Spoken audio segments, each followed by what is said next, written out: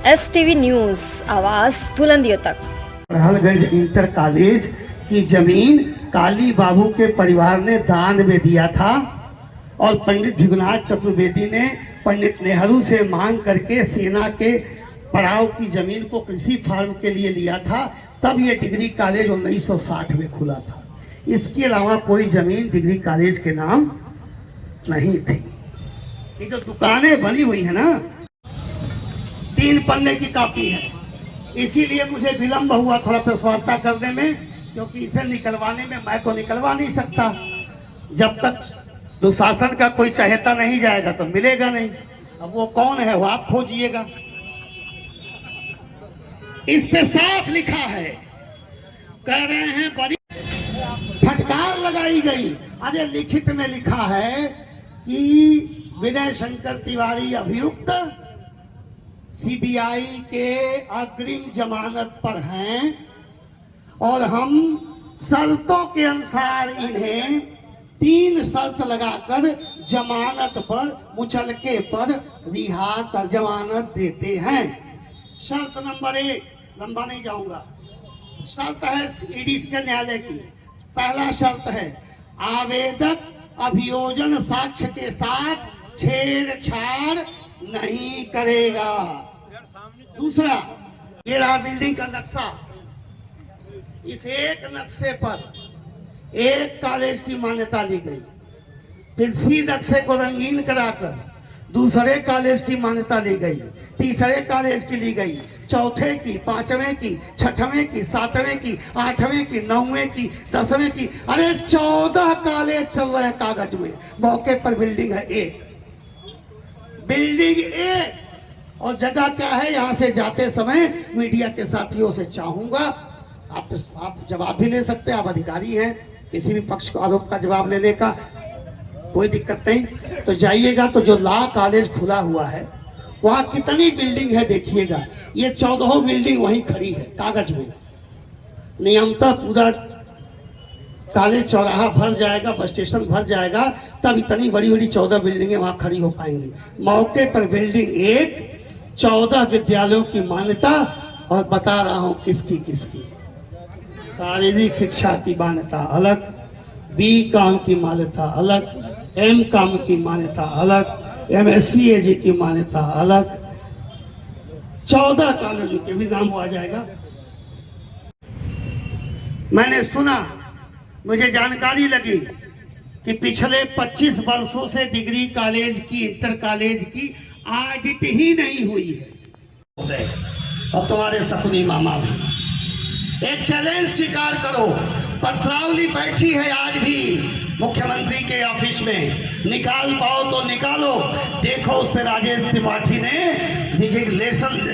Resign letter लिखा था, मुक्ति पद को स्वीकार किया था, मंत्री पद को ठोकर मारी थी।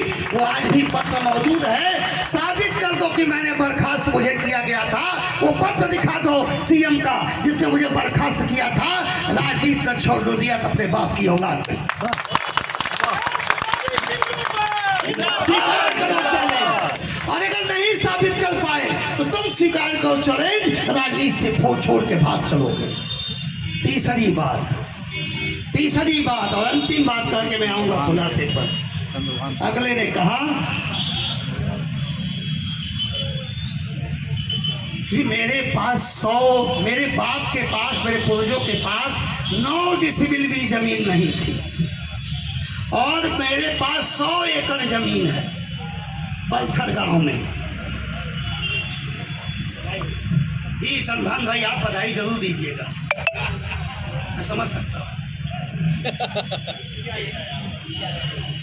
ये रही मेरी खतौनी के कागज। साबित करो दुशासन महोदय, 12.5 एकड़ से ज्यादा राजेश त्रिपाठी के पास अगर खेत हो, जो कहो हार जाऊंगा। और एक ही इतना ही होता है। अपने बाप का इकलौता बेटा हूं, इसे भी हमने बेटे के नाम कर दिया है, पत्नी के नाम कर दिया है। क्यों किया है वो फिर कभी दूसरी बात पे करूंगा। लेकिन ये रहा 12.5 एकड़। आप कहते हो कि 9 डिसमिल जमीन थी। अरे अकलदार महोदय, आप तो था ठाकुर ब्राह्मण की राजनीति करते हो, बगल में ठाकुर राज बहादुर सिंह को बैठा के चलते हो। तो राज बहादुर सिंह पूर्व प्रमुख से पूछ लिए होते उनके पिताजी की मकान मेरी जमीन में है कि नहीं। डेरवा पत्थर की बात छोड़ो यार, लोकायुक्त की जांच कराने वाले एप्लीकेशन देने वाले थे सी विजय प्रकाश शुक्ला, जो आज हमारे उनके अच्छे संबंध है। और मैं कहता हूँ कि दुश्मनी करो तो इतनी गुंजाइश रखो कि जब नजर मिले तो फिर शर्मिंदा न होना पड़े। विजय प्रकाश शुक्ला से तो पूछो, विजय प्रकाश शुक्ला की जो मकान पूर्वजों की है वो राजेश त्रिपाठी के पूर्वजों की जमीन में है कि नहीं। डुमरी प्राइमरी स्कूल, मेरा भाई बोल रहा है, पीड़ित है वो भी। प्राइमरी स्कूल डेरवा वो मेरी जमीन में है कि नहीं। बार संग्रहालय डेरवा मेरी डुमरी वो मेरी जमीन में है कि नहीं। हौहारनाथ बाबा का मंदिर मेरी जमीन में है। मैं डेरवा और बलथर की बात नहीं, मैं डेरवा और डुमरी की बात कर रहा हूँ। अरे डेरवा, डुमरी, बलथर 3 गांव में हमारे पूर्वजों की प्रॉपर्टी रही है। तुम कहते हो 9 डिसमिल का मालिक है, झूठ की भी हद होती है। अब आइए झूठ का उदाहरण, क्यों कहा झूठ है ये मानेंगे नहीं। ये मैं मीडिया के साथियों को भेज रहा हूँ। ये जानते हैं क्या है? सीबीआई कोर्ट, ईडी के न्यायालय ने जो फैसला दिया है जज साहब ने, उसकी ये 3 पन्ने की कापी है। 3 पन्ने की कापी है। इसीलिए मुझे विलंब हुआ थोड़ा प्रश्नवार्ता करने में, क्योंकि इसे निकलवाने में मैं तो निकलवा नहीं सकता। जब तक दुशासन का कोई चहेता नहीं जाएगा तो मिलेगा नहीं। अब वो कौन है वो आप खोजिएगा। इस पे साफ लिखा है, कह रहे हैं बरी हो गए बाइज्जत। कहा गया कि ये तो जो है फटकार लगाई गई। अरे लिखित में लिखा है कि विनय शंकर तिवारी अभियुक्त सीबीआई के अग्रिम जमानत पर हैं और हम शर्तों के अनुसार इन्हें 3 शर्त लगाकर जमानत पर मुचलके पर रिहा कर जमानत देते हैं। शर्त नंबर 1, लंबा नहीं जाऊंगा, शर्त है ईडी के न्यायालय की। पहला शर्त है आवेदक अभियोजन साक्ष्य के साथ छेड़छाड़ नहीं करेगा। दूसरा, आयोजक अभियोजन पक्ष के साथियों पर दबाव नहीं बनाएगा। तीसरा, आयोजक विचारण न्यायालय पर जब जब न्यायालय बुलाएगा हाजिर होना पड़ेगा। कहाँ लिखा है बाइज्जत बरी? ये झूठ फैला के 25 साल तो लोग राज किए ही किए। झूठ फैला करके 5 साल भी 17 से 22 भी वही काम किए। फिर झूठ का फुलिंदा। ये मैं मीडिया के साथियों को बंटवाने के लिए कहूंगा कि किस कोई साथी आएगा भी देता है आपको। ये पूरा पेपर आपके पास है, 100 कॉपी लाया हूँ, पब्लिक से लेके कहीं भी कोई ले सकता है। और आप कहिए कि न्यायालय के साथ खड़े होने पर ही। अब आइए खुलासे पर, जिसके लिए मैं मीडिया को बुलाया हूँ। ये जो मोटी फाइल देख रहे हैं, मुझको तो आप कहते हैं कि मैंने 9 डिसमिल से 100 एकड़ कर दिया। प्रिंट मीडिया के साथियों, इलेक्ट्रॉनिक वीडियो के साथियों, दांतों तले उंगलियां आपके भीतर जाएंगी। बड़हलगंज डिग्री कॉलेज और बड़हलगंज इंटर कॉलेज की जमीन काली बाबू के परिवार ने दान में दिया था और पंडित भृगुनाथ चतुर्वेदी ने पंडित नेहरू से मांग करके सेना के पड़ाव की जमीन को कृषि फार्म के लिए लिया था। तब ये डिग्री कॉलेज 1960 में खुला था। इसके अलावा कोई जमीन डिग्री कॉलेज के नाम नहीं थी।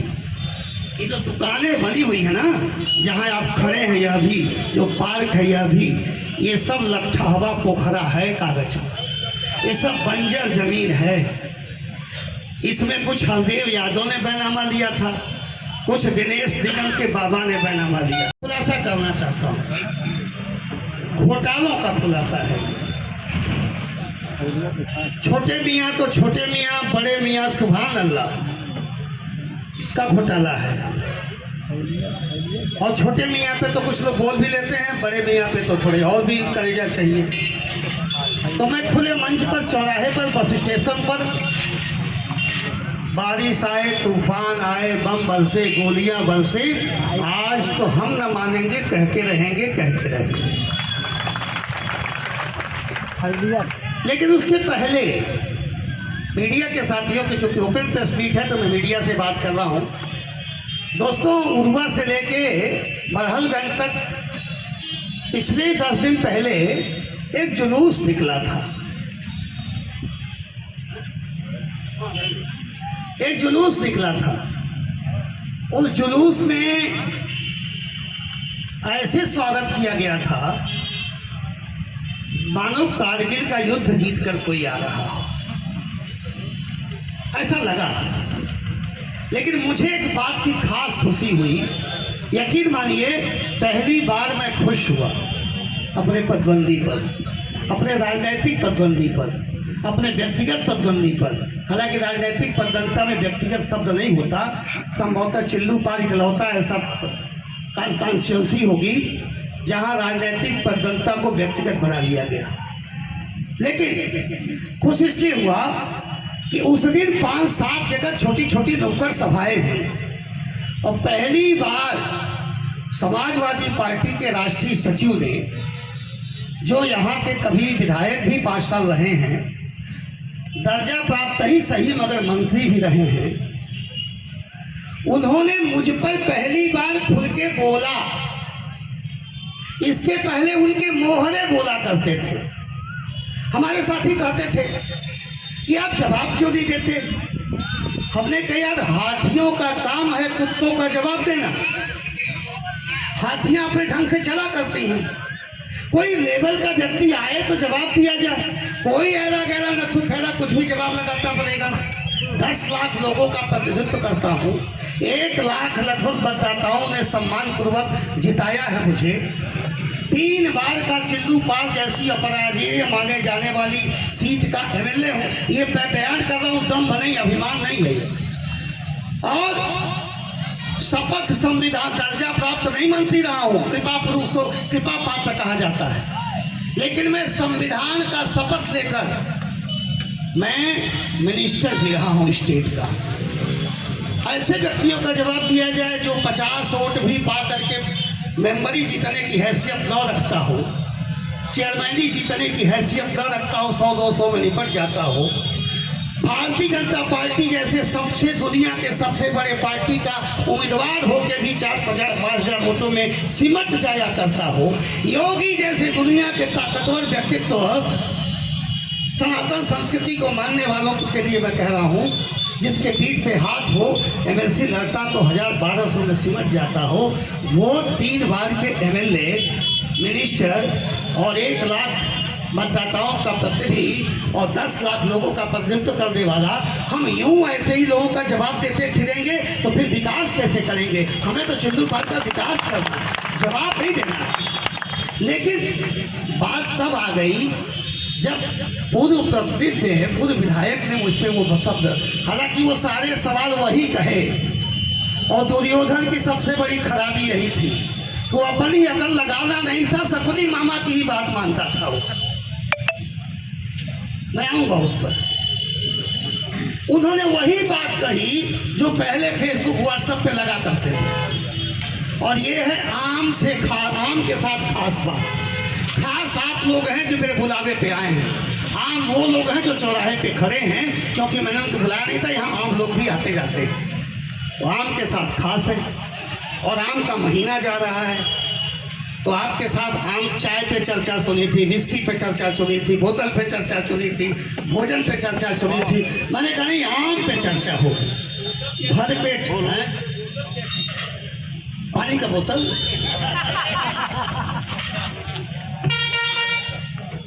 तो भरपेट आम भी खाना।